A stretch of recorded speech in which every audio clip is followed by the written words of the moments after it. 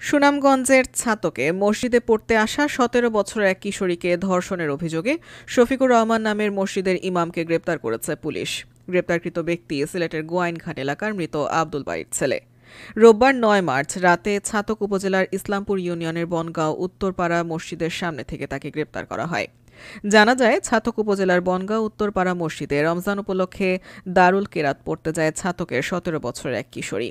গত ৬ মার্চ বৃহস্পতিবার দুপুরে জোহরের নামাজের বিরতির সময় অন্য শিক্ষার্থীরা মসজিদ ত্যাগ করে চলে গেলে সেই সুযোগে ইমাম কিশোরীকে বিশেষ কাজ আছে বলে কক্ষে নিয়ে গিয়ে ভয় দেখিয়ে ধর্ষণ করে। এই ঘটনা কাউকে বললে ওই কিশোরীকে প্রাণে হত্যা করার হুমকি দেয় অভিযুক্ত ইমাম। পরবর্তীতে আবারও ৮ মার্চ শনিবার দ্বিতীয় দফা তাকে একই রুমে ধর্ষণ করলে ওই কিশোরী বাড়িতে গিয়ে তার পরিবারের লোকজনকে জানায়। পরদিন বিকেলে কিশোরীর খালা বাদী হয়ে ছাতক থানায় অভিযোগ দায়ের করেন। অভিযোগের প্রেক্ষিতে রাতেই ওই ইমামকে গ্রেপ্তার করে পুলিশ।